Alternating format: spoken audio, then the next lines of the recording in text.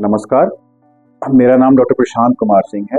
मैं NSMCH में assistant professor हूँ PBNCS डिपार्टमेंट में। आज हम अस्थमा के बारे में बात करेंगे। बेसिकली इस बदलते मौसम में अस्थमा के ट्रिगर बहुत ज़्यादा होते हैं। बेसिकली अस्थमा होता क्या है? अस्थमा जो होता है सांस की नलियों का एक तरह का इन्फ्लामेशन है, एलर्जी है, जिसमें बहुत ज़्यादा म्यूकस प्रोडक्शन होता है। इसके जो सिम्टम होते हैं वो जनरली सांस का फूलना, सीटीओ की आवाज़ें आना, छाती से साय साय की आवाज़ें आना, छाती में जकड़न हो जाना, कफ रहना, ये सब इसके सिम्टम्स होते हैं।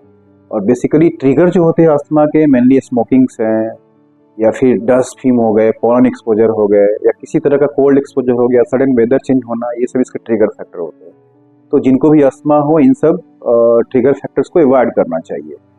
इसके जो है जब भी हमारे पास मरीज जब अस्थमा के आते हैं, जो सांस फूल रहा हो या छाती में जकड़न हो, साय साय की आवाज़ें आ रही हो, खांसी बार बार हो रहा हो, लंबा खांसी हो रहा हो जो ठीक नहीं हो रहा है, तो इस तरह के मरीजों को बेसिक जो इन्वेस्टिगेशन होते हैं, हम एक पल्मोनरी फंक्शन टेस्ट होता है, एक एक्सरे हम करते हैं, बेसिक कुछ ब्लड इन्वेस्टिगेशन होते हैं, उसके बेसिस पे हम डायग्नोज करते हैं। और जो इसके ट्रीटमेंट है अस्थमा के, बेसिकली जो है कि हमें इसमें इनहेलर्स देने होते हैं।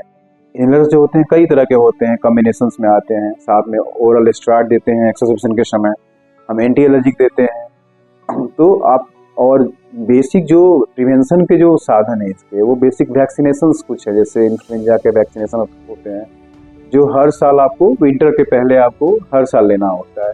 दूसरा है कि अगर आप स्मोकिंग कर रहे हो तो एकदम स्मोकिंग को अवॉइड करना जरूरी है, और हेल्दी लाइफ स्टाइल अपनाएं, जैसा कि आप हेल्दी डाइट लें।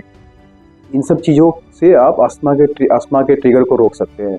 अगर आपको अस्थमा है तो एक चीज़ का बराबर ध्यान रखें कि आप दवाइयों को बराबर लें। जो भी इनहेलर्स जो आपको डॉक्टर प्रिस्क्राइब कर रहे हैं उसको बराबर लेना चाहिए। बहुत सारे मिथ है अस्थमा को लेकर के, जैसे कि इनहेलर से आदत लग जाती है, ये बीमारी ठीक नहीं होने वाली है। ये सब बिल्कुल गलत है। अस्थमा एक क्यूरेबल बीमारी है। जैसे 30 के पहले अगर आपको डायग्नोज होता है, चाइल्डहुड अस्थमा है, ये ठीक हो जाता है। तो आप अपने डॉक्टर की सलाह जरूर लें। अगर आपको अस्थमा है और आप डॉक्टर से रेगुलर परामर्श में आप हैं और आप रेगुलर इनहेलर यूज कर रहे हैं, तो आप अस्थमा के ट्रिगर से बच सकते हैं। धन्यवाद।